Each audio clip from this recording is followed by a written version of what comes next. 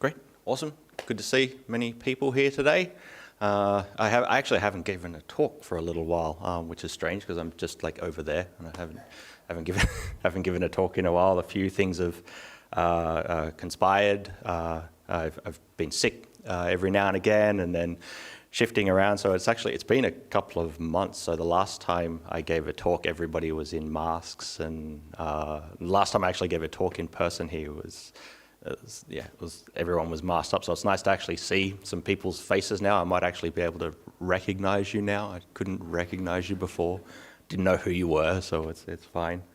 So yeah, it's very nice to see everybody coming back. Good to see you coming out on a Sunday to listen to the Dhamma. It's very encouraging. It's a good sign that people are practicing, and good sign that people are interested. And it's really good to do these things where we actually get together and practice. So what I actually wanted to talk about this morning is, when I was thinking of, well, what am I going to talk about? I haven't talked for a while. What am I going to talk about? I thought, actually, I'm going to talk about something, it's probably the most common question that I get. Pretty much every time that you say, does anybody have any questions? Somebody is going to ask this question.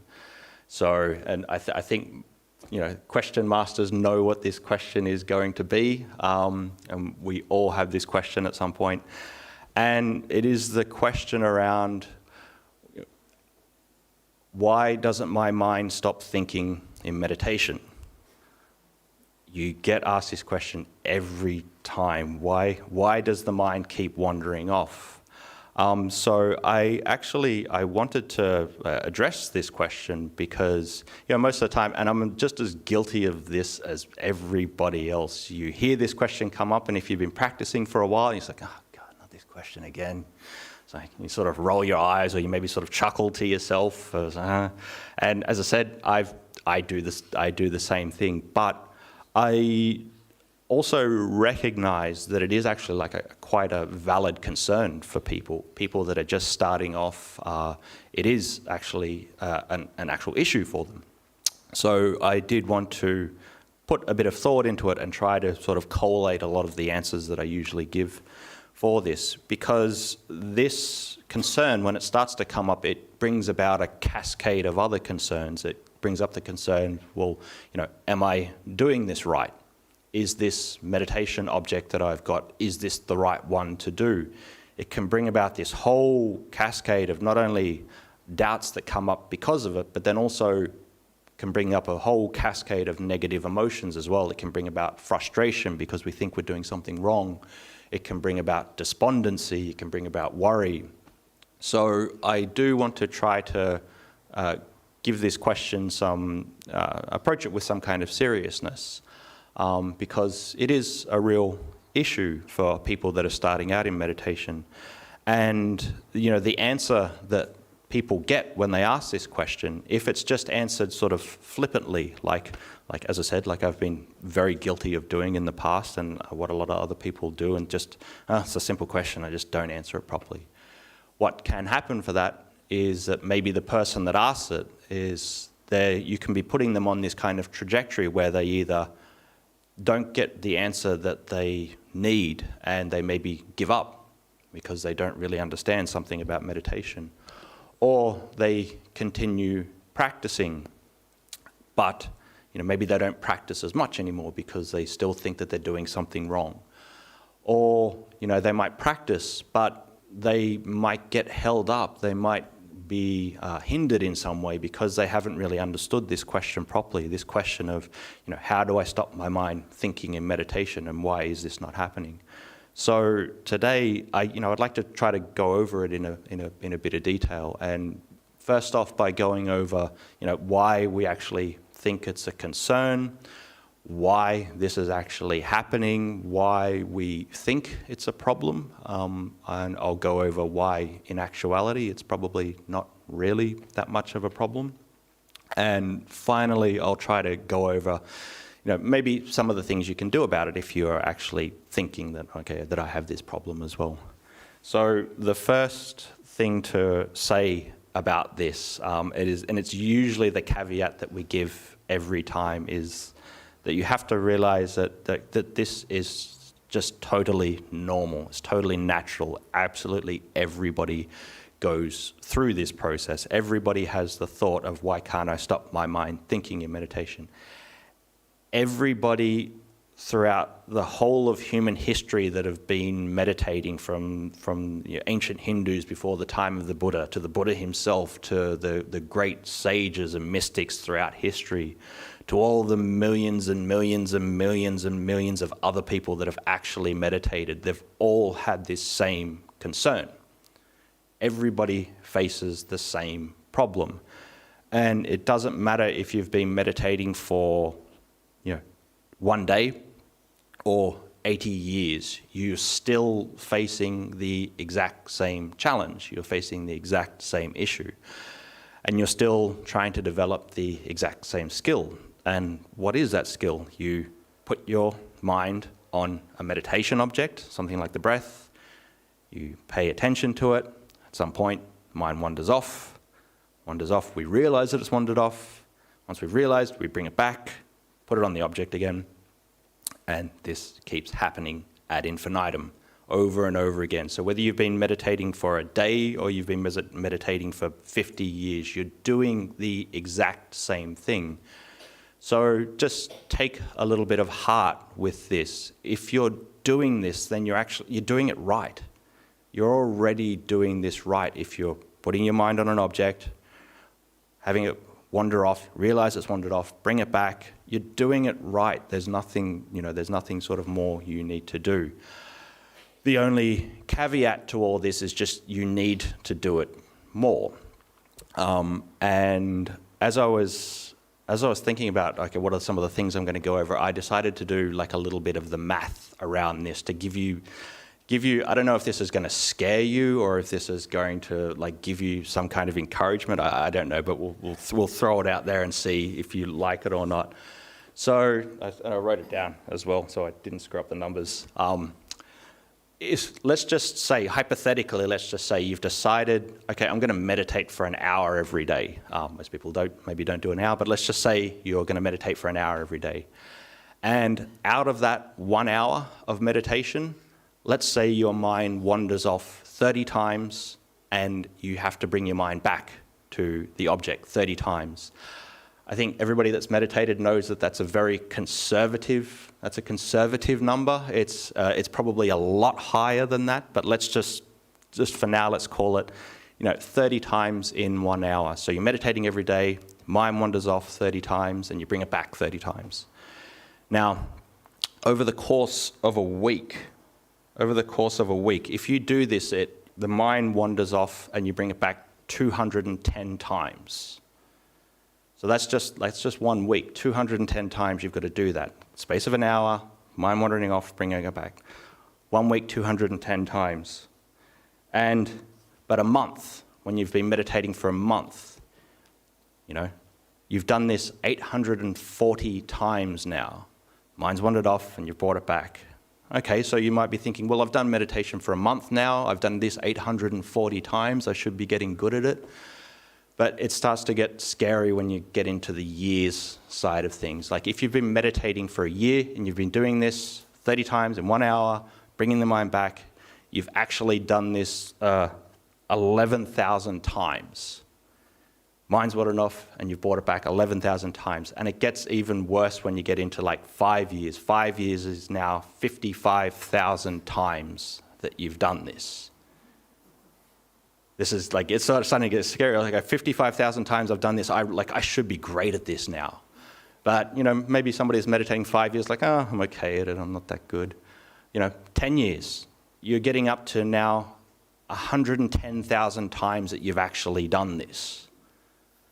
And it's only then you sort of, okay, well, I sort of get what meditation's about. I sort of get how to do it. Once you get into the 20 years, you're getting up to 220,000 times that you've actually done this. And I think I speak for most people that maybe if you've been doing it for like upwards of 20 years, you'd be going 220,000 times. It's like, that's probably that's a low estimate of how many times you've done it. So this is a very conservative kind of estimate around these things. So just take heart that it does, this takes time. It's a skill. It takes time for you to actually develop this thing. So why does it continue to do this then? Why does the mind, if you've done this, 55,000 times, why does it continue to do this? Why does the mind continue to think when you're trying to meditate? Well, I think, you really have to try to take heart here. It's the natural way that your mind is it's hardwired. And humans, we're hardwired to think. We're hardwired to plan. We're hardwired to look ahead into the future. We're hardwired to learn from the kind of mistakes in our past. So we're hardwired to actually respond to stimulus that's in our environment and to be quite mentally active. This is the natural state of your mind. This is how you normally are. This is what's kept humans alive for so long. This is how you spend the majority of your day, in this state of that you're constantly thinking. So I would actually suggest that this state of thinking consistently is the natural state of the mind. I know there's some meditation teachers out there that say, the natural state of the mind is this state of stillness and calm and where everything drops away and this is the natural state. I can't see that. I can't see, the natural state of the mind is actually you're thinking a lot. If the natural state of the mind was this calm state where nothing's happening, you would spend more time in that state. That would naturally be the state that you're in all the time, but we're not. The natural state that we're usually in is thinking and planning and all these kinds of things. So we have to sort of realize that that's actually the way we spend the majority of our lives, and this is quite normal for us. And so this only becomes a problem when we meditate. Every other time in your life you have this problem, you think it's actually a good thing. You speak to people. If you just everything switched off and you stop thinking when you're speaking to people, this would be terrible. You couldn't think. You just stand there like a mute. If you go to get a loan and realize, okay, I have to work out if I can afford these repayments. If you stop thinking, then that's awful. You're going to get yourself into a stupid loan or something. So this kind of thinking, it's only really a problem when we actually go to meditate. And so, if this is the natural state, then why is this a problem? If this is how we actually function, why do we actually consider this a problem that we're thinking in meditation? And the reason that we think it's a problem is because most of the times we think that in meditation we have to stop this thinking. We have this expectation that in meditation we need to stop. And so when we sit down to meditate, all these thoughts come up in the mind and they become what we call a hindrance to our meditation, these different kinds of thoughts. And this is what we call, in Buddhism, we call these the 5 hindrances. These are the things that hinder us from becoming very calm and peaceful in our meditation. And these 5 hindrances that the Buddha outlined is the first is that there's sensual desire. So that's things like, thinking about things that you've seen or heard or things that you want to taste. So thinking about a show that's on, or thinking about what somebody said, or thinking about what you're going to eat later. So the first hindrance is sensual desire. The second hindrance is ill will. And that's, any kind of anger, frustration, agitation that comes up in the mind. And this, this is the one I get a lot. It comes up and I was like, God, I can't do this. Why can't I do this? I get that a lot. So that's ill will is the second hindrance. The third hindrance is something called lethargy and dullness, which is where the mind is, just humming along. And this is usually the one a lot of people have problems with. You fall asleep. So it's like a dullness and a lethargy within the mind. The fourth hindrance is restlessness. The mind's jumping all over the place, jumping different topic to topic. And the fifth is doubt. So these hindrances, these are the things that are, you could say, that are stopping you from being calm. These are the things that are, basically making you think and getting in the way of you becoming calm. And so the reason why we think it's a problem is because these aren't very nice states to be in. Being in a state of ill will or doubt or restlessness or dullness, these are not nice states to actually be in. So we basically think that they're like a negative kind of state. And so because we're in a negative state, we start to feel bad about it. And so this is where the question comes up, well, why do we actually feel bad about being in these kinds of states? If I've already said that, the natural state of the mind is actually that it thinks a lot, why do we feel bad when we come up against these 5 hindrances? Well, as I alluded to before, we start to feel bad because we have these kinds of expectations around meditation. We expect it to be a particular kind of way. We've all heard the stories. I sit meditation, I go on a retreat, it's peaceful, it's calm, I get bliss, I get joy, all these kinds of things, and we expect meditation to be like that all the time.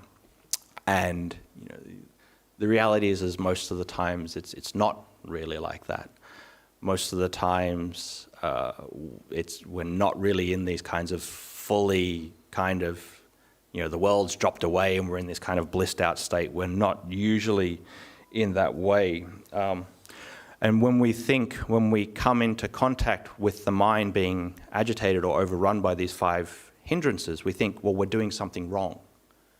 That there must be something wrong with me, there must be something wrong with the meditation that I'm doing, there must be something wrong with the way that I'm approaching this.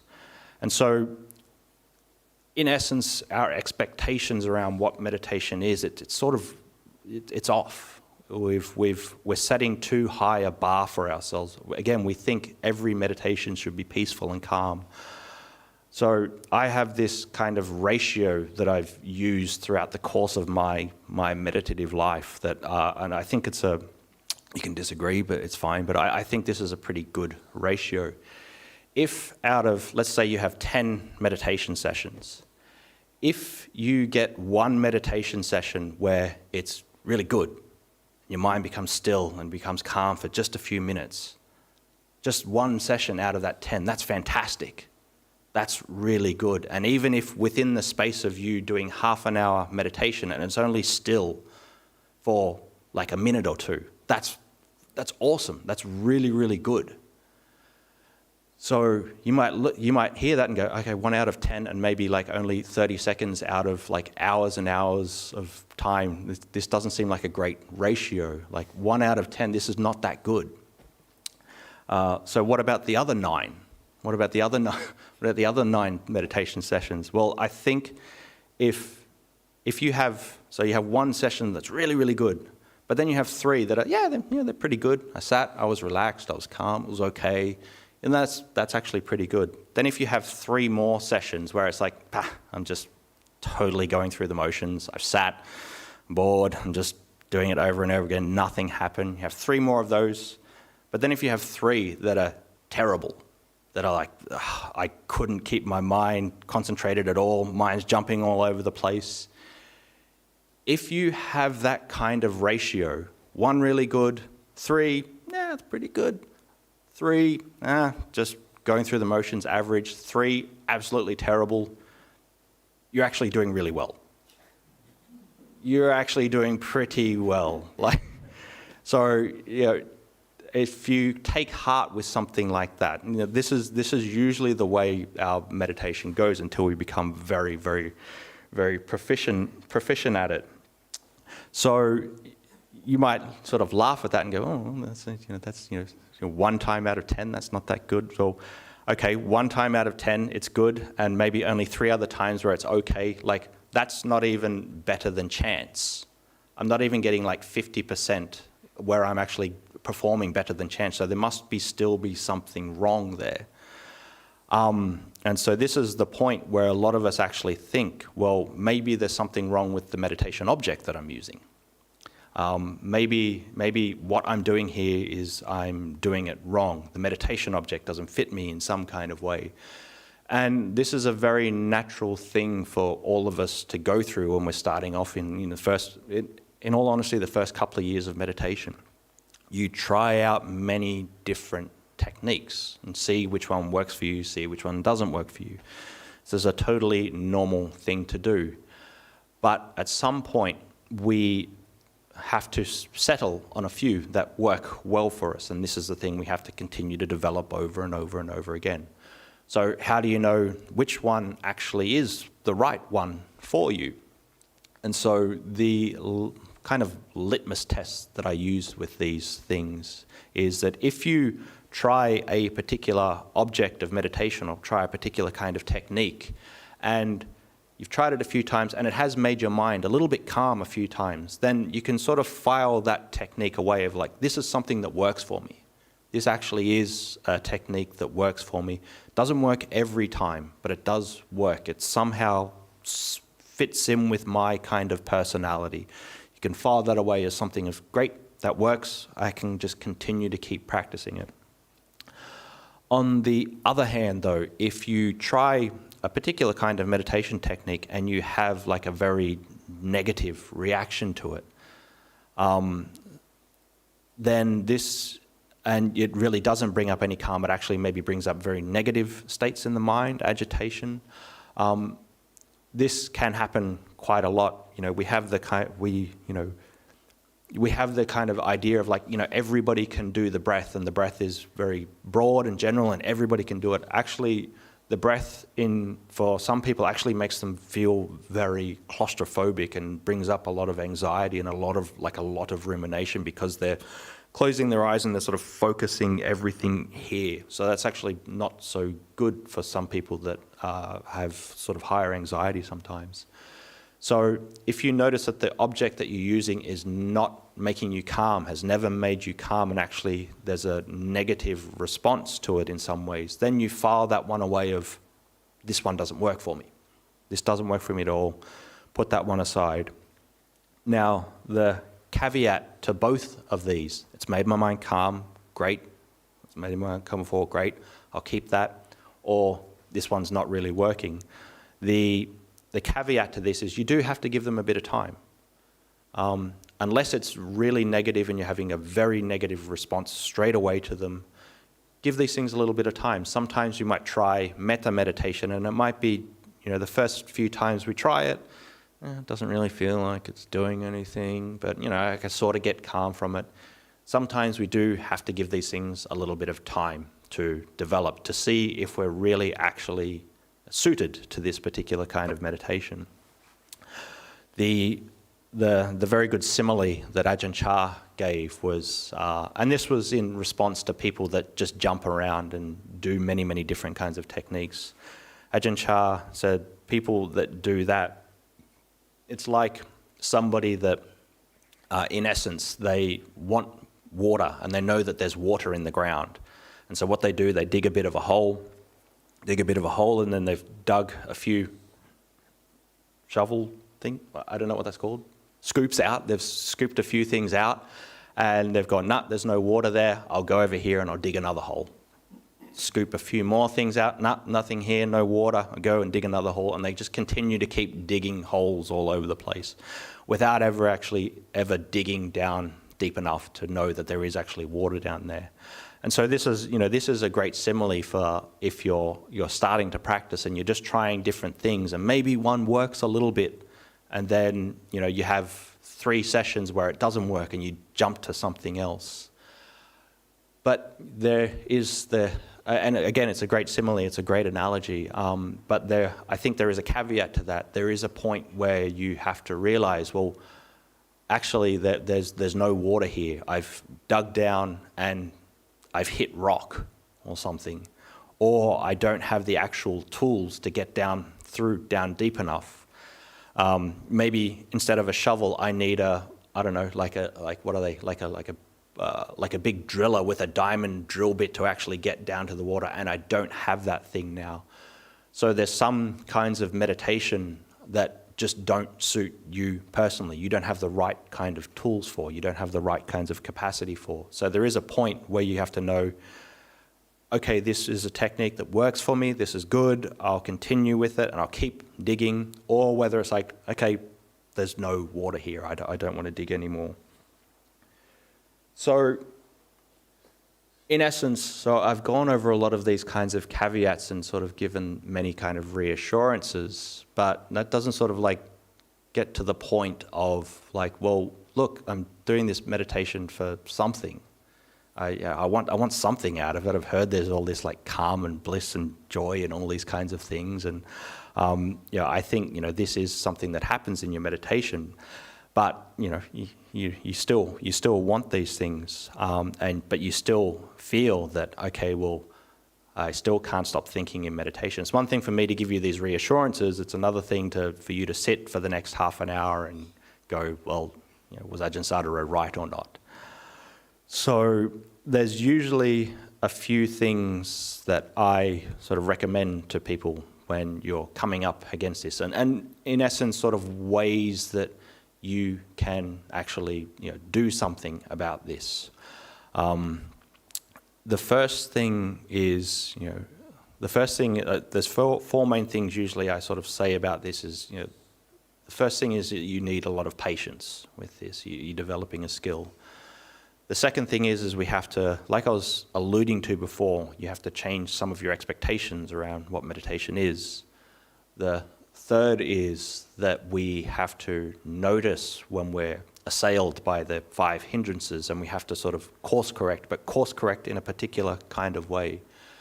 And the fourth is that we need to reassess our attitudes about what is a success and what is a failure in meditation. So with the first thing is that we actually need a lot of patience with meditation. When you're developing meditation, you're developing a skill. And that's exactly what meditation is. It's a skill to be developed, and it takes time, takes patience.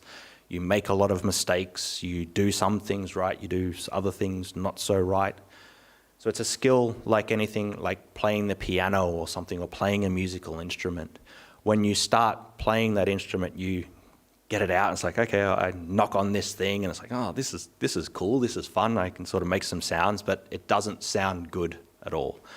And so you start to, okay, well, I'll sort of press a few things, okay, I'm getting a little bit more of the hang of it, start to learn to use 5 fingers, but you're still not really that good. You hit a lot of bum notes when you're playing. Then you learn to start putting a few chords together. You do learn to start to put a few scales together, but you still can't really play. You're still making a lot of mistakes. Then eventually you start to get a bit more ambidextrous. You can use your hands together, or you can use them apart. And you sort of hit a point where you go, actually, I can do this. I can sort of do this now. But it's still not that good. It still doesn't sound that good. So you have to keep practicing with it, and the more you practice, the better you become with it. And so in essence, when you're learning something like a musical instrument, you're developing a particular kind of muscle memory. And so again, meditation, it's totally the same. You're developing a skill, but you could say you're developing like a mental muscle memory in this point, just like you develop any other skill. And so the second point that I usually give to a lot of people is, again, we need to change what we expect meditation to be. Again, we expect it to be this calm and peaceful thing, and as I've showed before with the excessive numbers of times you have to come back and the ridiculous ratios that I've put out there, that it's not always going to be good and peaceful. Sometimes it is, and this is what we're aiming for, but sometimes it's not. We have to change our expectations that our mind should be a particular way, and that we have to change our state in some way, and that there's something wrong about the way our mind is now. A lot of what meditation is about is actually realizing whatever state that the mind is in at this present time and accepting it, whether it's good, whether it's bad, whether it's thinking a lot, whether it's not thinking very much. a lot of meditation is just about accepting the mind for what it is at that point in time, as opposed to radically changing something about it. If we can do this, if we can actually learn to start accepting the mind for what it is at any time when we're meditating, it makes it actually a lot easier for us to meditate. It makes it easier for us to let these things go. It makes it easier for us to become peaceful. It makes it easier for us to get to the point that we actually want to get to, of calm and peace, because we're not struggling and fighting against it so much. Now, there's a caveat to that point, though. You know, we don't want to accept the way the mind is so much that we don't do anything about it. We don't just want to accept that, oh, it's a mess, throw my hands up and not do anything there. That leads to the fourth point that I usually talk about, is that we do need to guide our mind in some way when we realize that the 5 hindrances are there. Remember the 5 hindrances: sensual desire, ill will, dullness and lethargy, restlessness and doubt and worry. When we notice these 5 hindrances are there, we have to try to just course correct. Whenever either one of them are there, have to just course correct a little bit and put the mind back on track.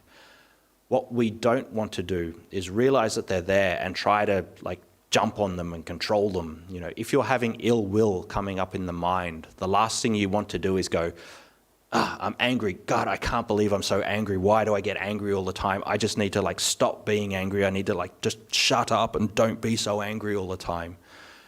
What you're doing there is fighting fire with fire, and it's just going to get worse.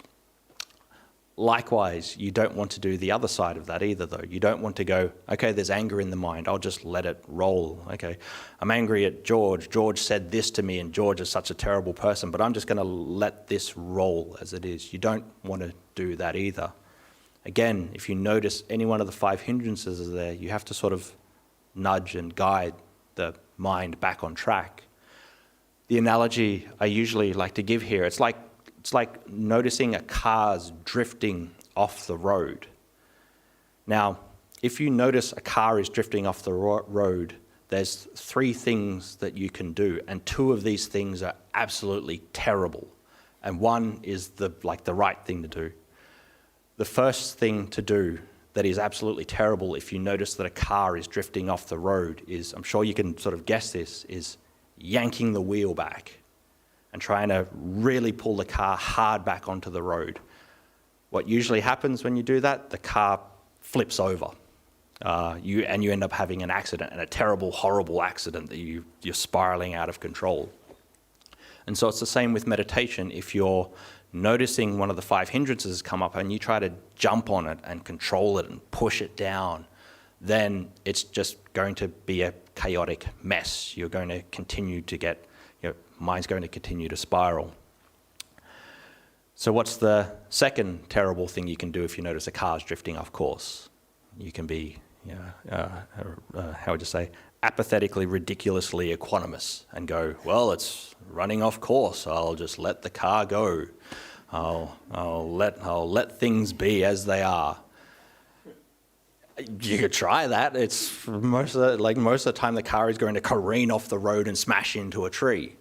So we don't want to do this in our meditation either. We don't want to just go, well, I'll just let the mind go and do what it pleases. So what's obviously the smart thing to do if the car is drifting off the road? We make small corrections. We don't grab onto the wheel too tight. We don't let the wheel go totally. We just make these small kind of course corrections and get the car back on course. Likewise, when you notice one of the 5 hindrances coming up, you don't try to overly control it. You don't let it go, but you just gradually nudge it back on course. So if you realize something like ill will's there in the mind, or sensual desires there in the mind, you can say, there's ill will there, that's great. Okay, this is something that's coming up in the mind. It's a very normal thing that's happening. Okay, fine, it's there, but let's sort of nudge this back on course, come back to the breath. This is my job. Goes back off, trying to nudge it back on, course correct it back on. So we have to try to find this balance with the 5 hindrances of not pushing them down, not letting them go, but just course correcting them, nudging them back on point. And so the last point that I always give to people that talk to me about and ask the question of, how do I stop my mind thinking in meditation, that I can't do this, my mind wanders off all the time.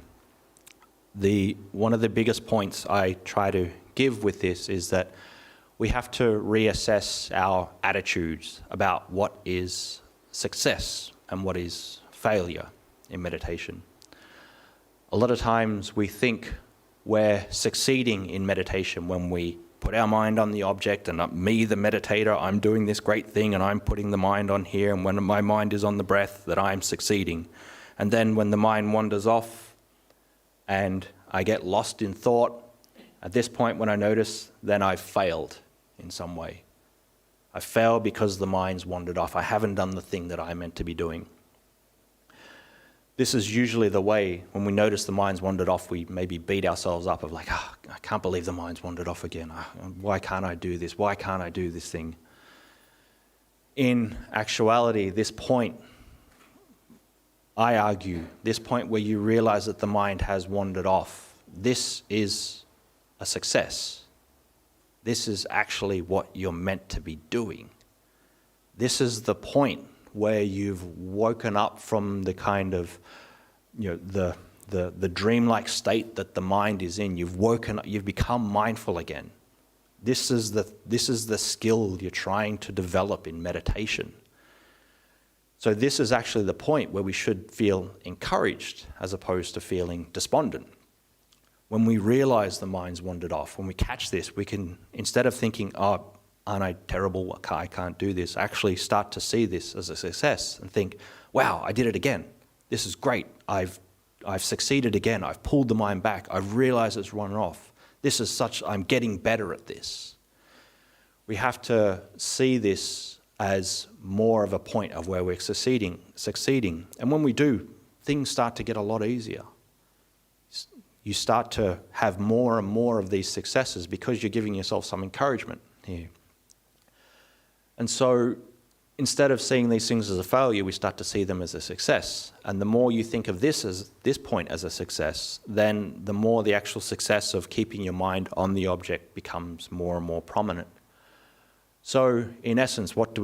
We do these four kind of things. It takes time, it takes patience. We have to have a lot of patience. We're developing a skill.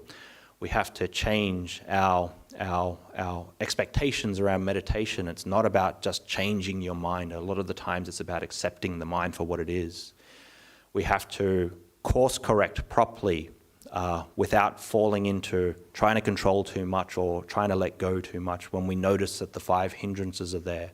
We have to course correct the mind a little bit and gently instead of trying to yank this vehicle back on course. And we have to reassess our attitudes about what we think is a success or a failure in meditation. And so to sort of wrap this up kind of thing, we really have to try to give ourselves some encouragement in meditation. We have to enjoy the process as well. Give yourself some encouragement. If you do get a few of these, few moments of peace and calm, this is fantastic. There's so many people in the world that have never, ever experienced this. And you've done it for a little bit. You've practiced and you've got the thing.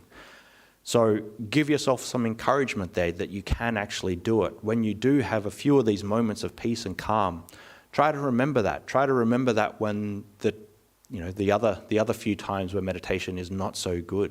Realize that this is actually something that you can do. This is something that is available to you, and if you remember how to do these things properly, it will be more and more available to you. The more you practice it, it will be more available to you. But as I said, really just enjoy the process. You're going to make mistakes. Things are not going to go right. Again, like learning an instrument, to learn to play the piano or any other instrument, you make a lot of bad notes. You do a lot of bum notes, but actually in some of those bum notes that you play, you actually learn something about how you play properly. You create maybe a new way to play this instrument. You create a style that's just totally your own. So it's the same with meditation. If you make some of these mistakes, like, don't worry about it so much. You're developing your own way of doing this. Take some encouragement from this. Have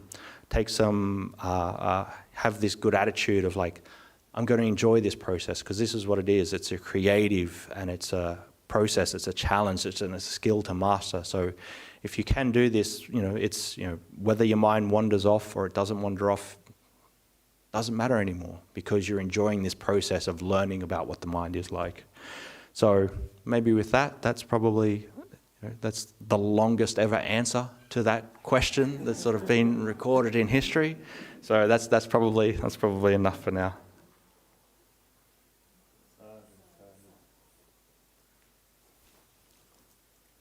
So if anybody ever asks me this question ever again, I can say there's a whole talk on it on YouTube. So just go, just go and look at that. All right, thank you very much, Ajahn. If anyone wants to ask a question, apart from the one that's just been answered, just try it. Just ask me and see what happens. Like. Please feel free to come and use the microphone here. We'll be getting possibly quick questions online as well, and just to make it fair for both audiences, we'll alternate. If there are a number of questions from the people here and a number of questions online, we'll just take it in turn so everyone can get an opportunity to ask a question. But if anyone would like to start here in the room, please feel free to step forward. Thank you.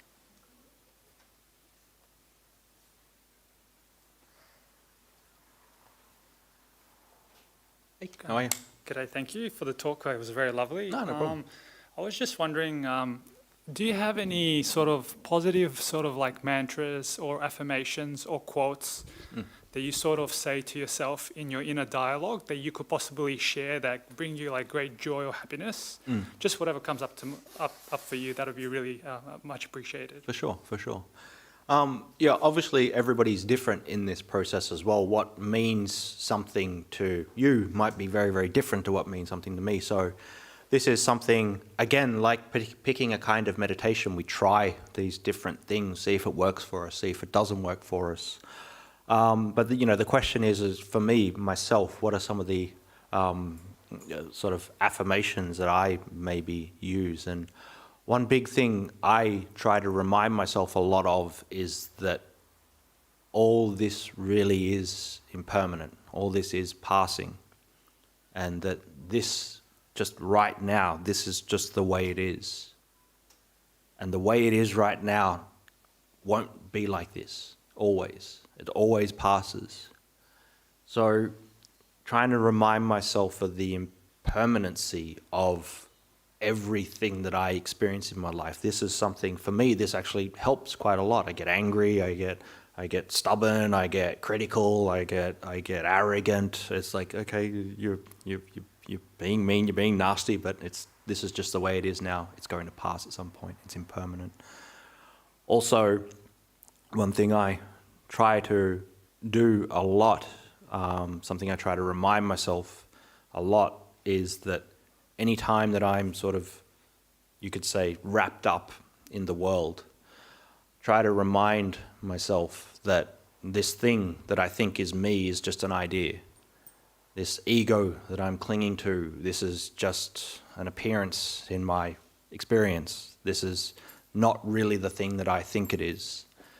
Trying to remind myself of that is, for me, that's actually quite helpful, to think and to remind myself that, I'm not the thing that I think I am. The thing that I think I am is merely just a passing appearance. To remind myself of that, you don't sort of get too caught up in, hey, I'm right and I'm the best, I'm good at this and you're wrong, or the way I'm seeing the world is the right way, the way you're seeing the world is the wrong way. Reminding myself that this thing that I think is me is just an appearance. It's just an illusion. This is something that is quite helpful for me.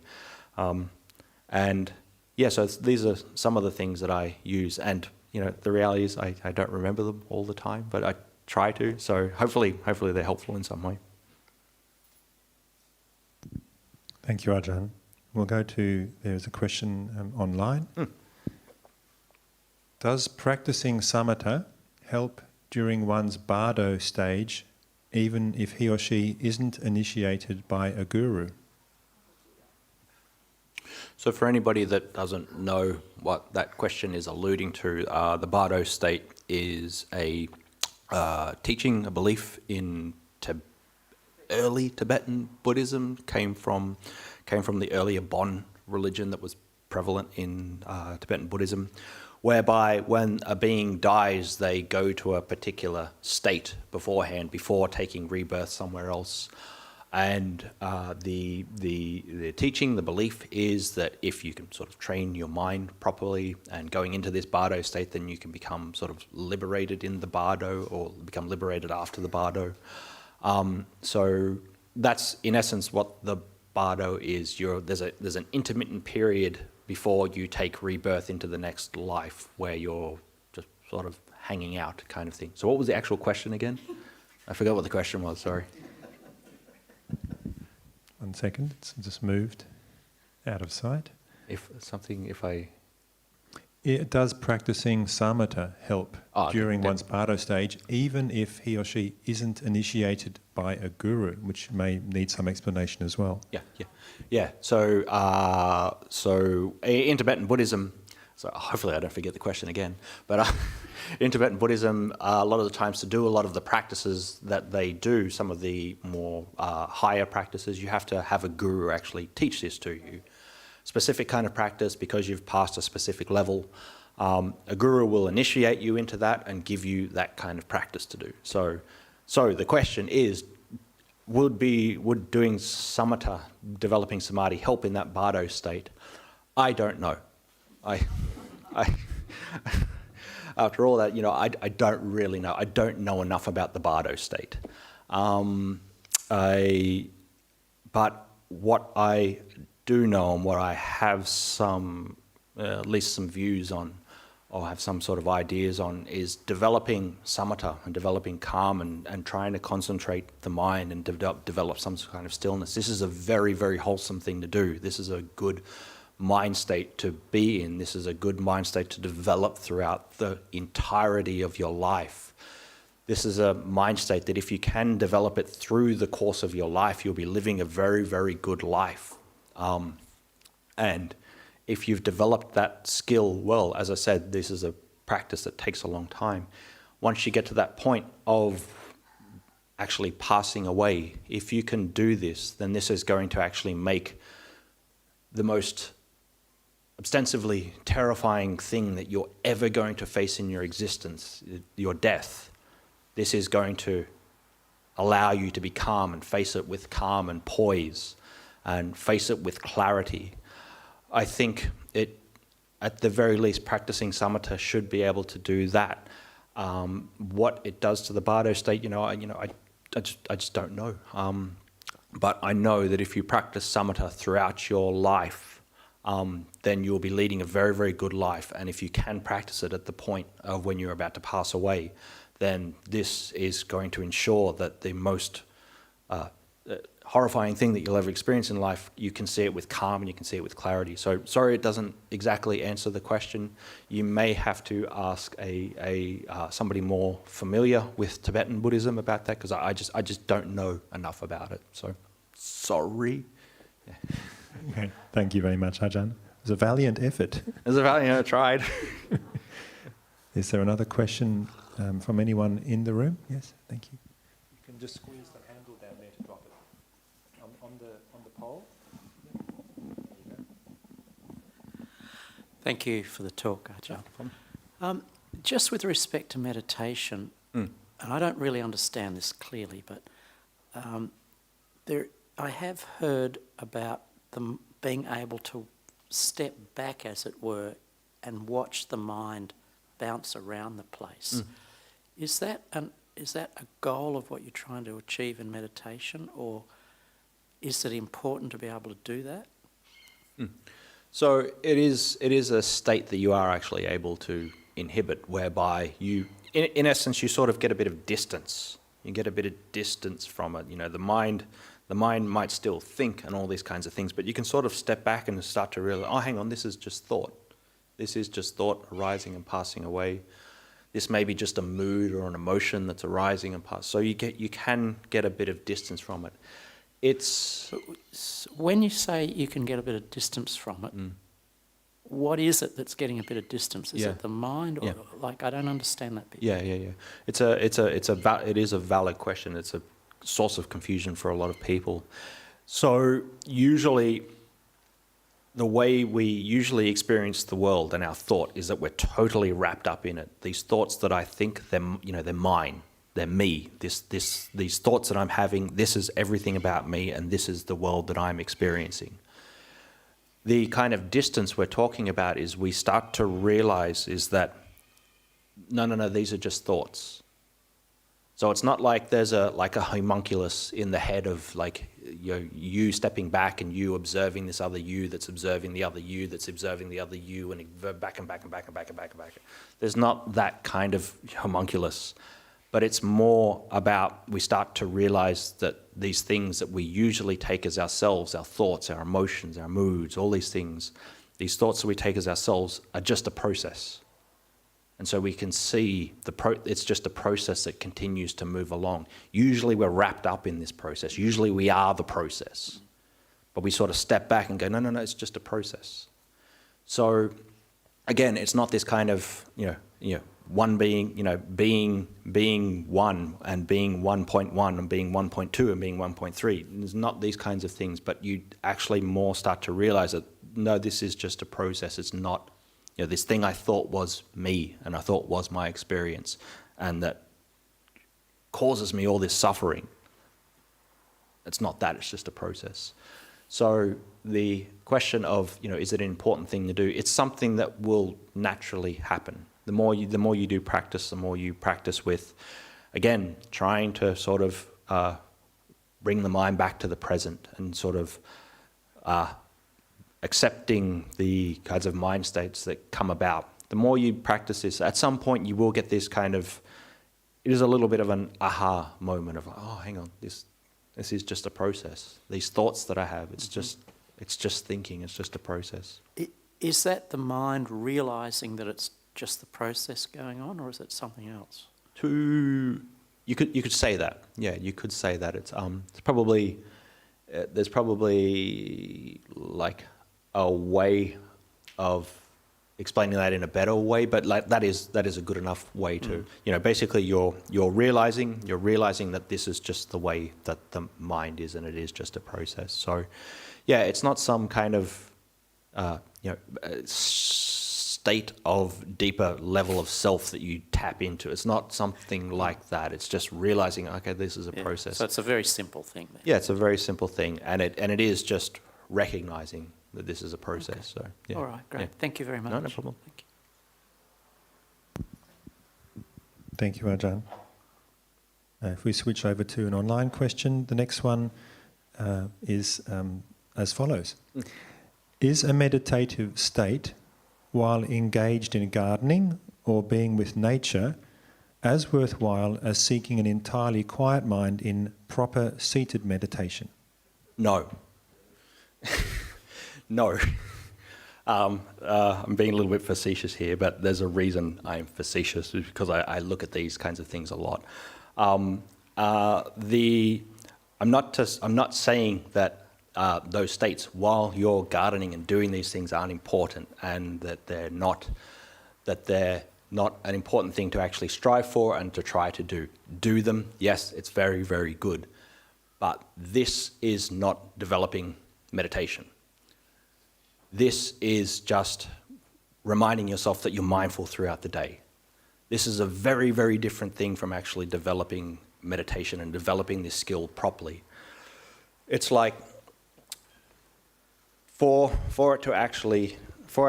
us to develop our mindfulness properly, you need to actually like train to do that a little bit, and you need to like set aside time to do that.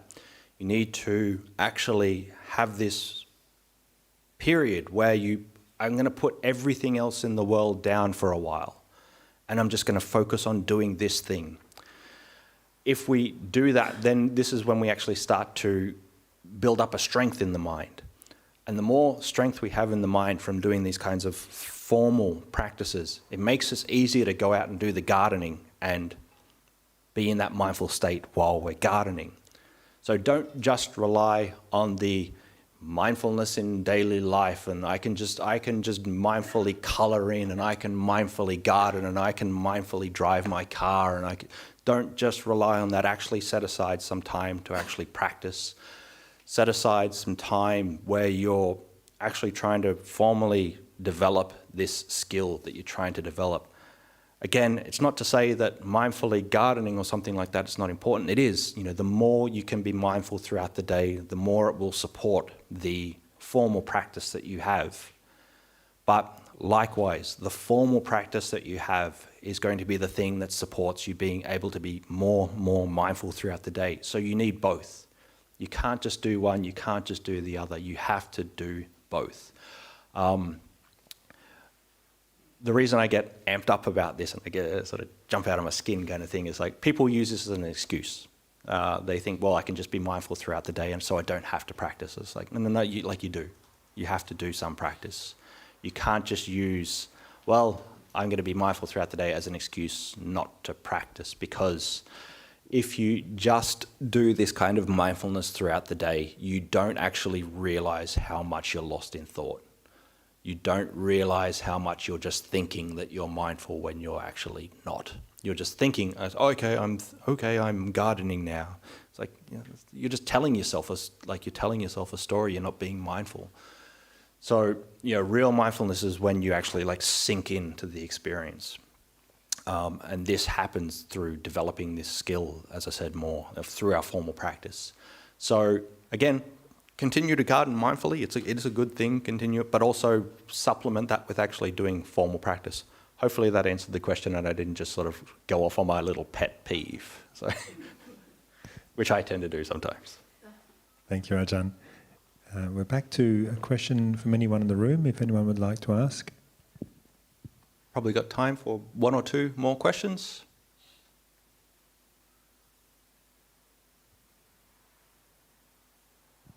You can also just yell it out if you want, and I'll repeat it.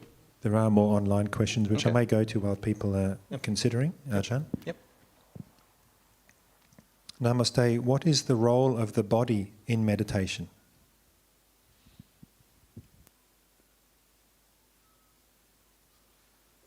I'd ask for more clarification, as in, should we focus on the body? Should we pay attention to the body? Is the body necessary to meditate? What position should the body be in? I'm not sure exactly what the question is.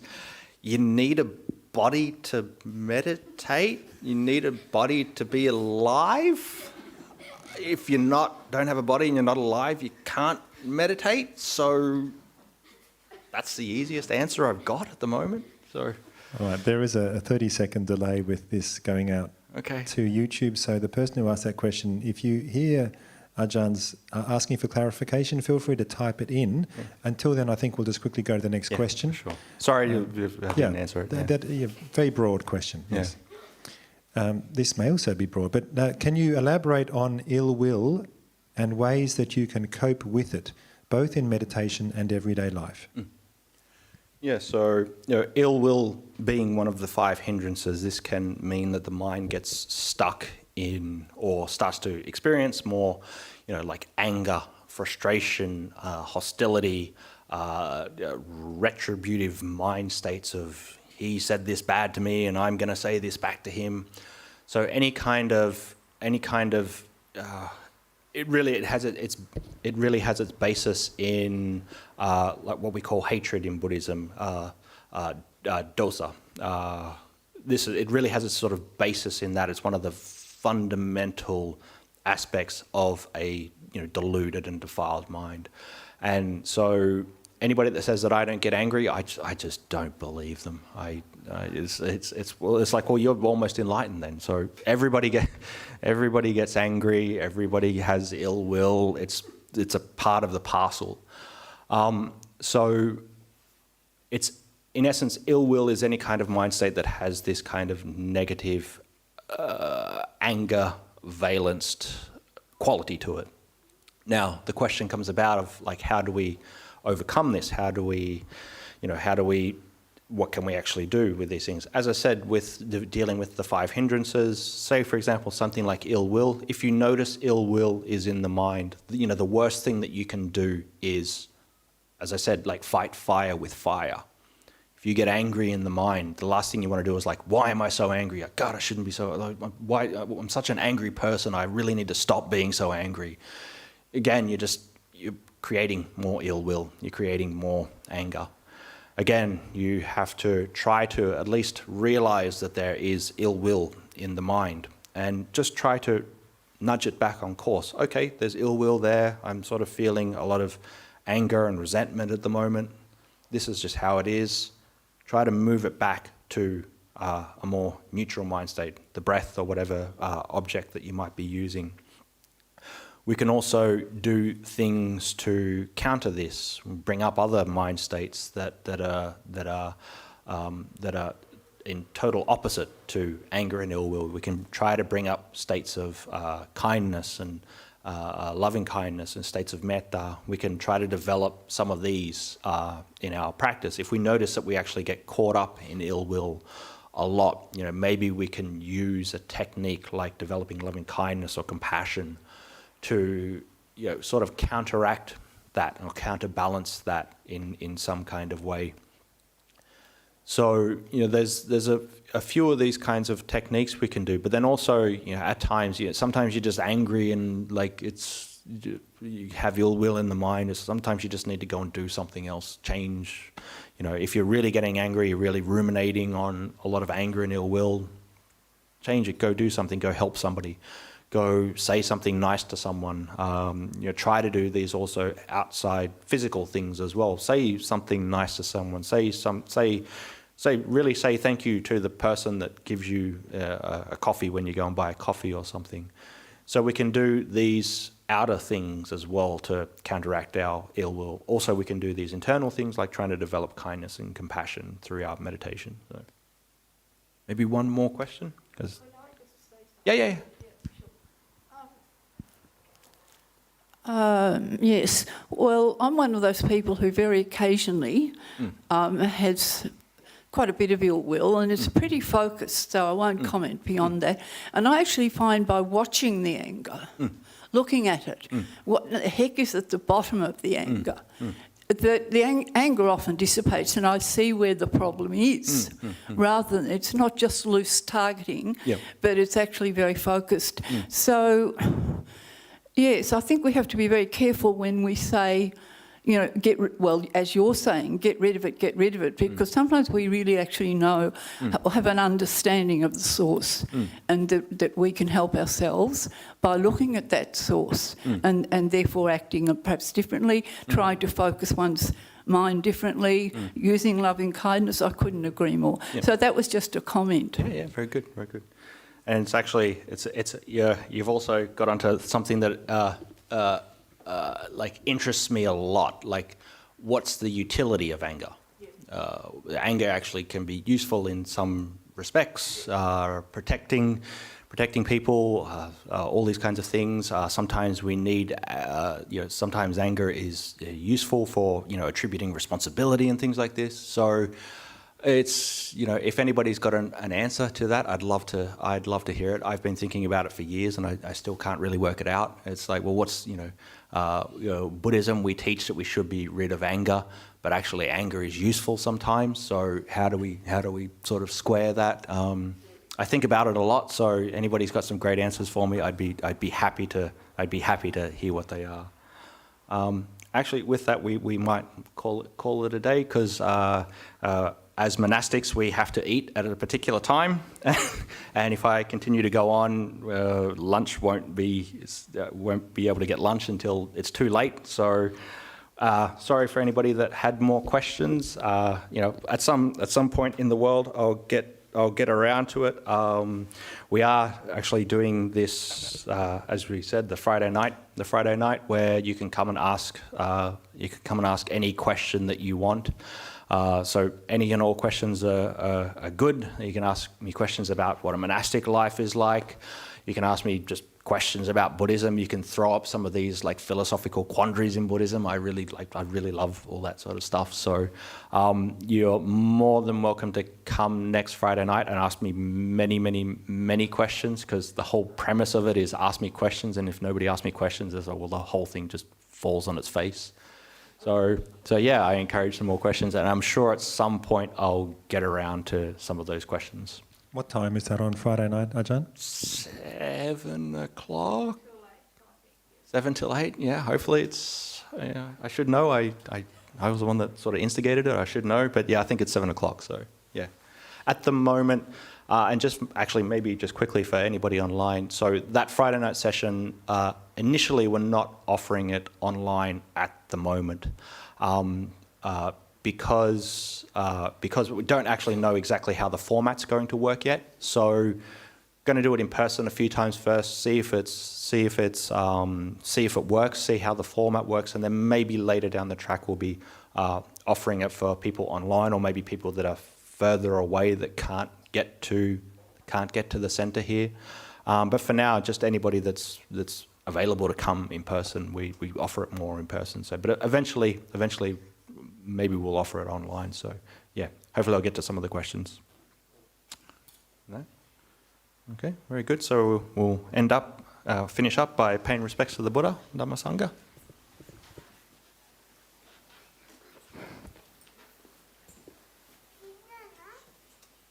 Arahang Samma Sambuddho Bhagava Buddhang Bhagavantang Abhivademi Soakato Bhagavata Dhammo Dhammang Namassami Supatipanno Bhagavato Sāvaka Sankho Sanghang Namami.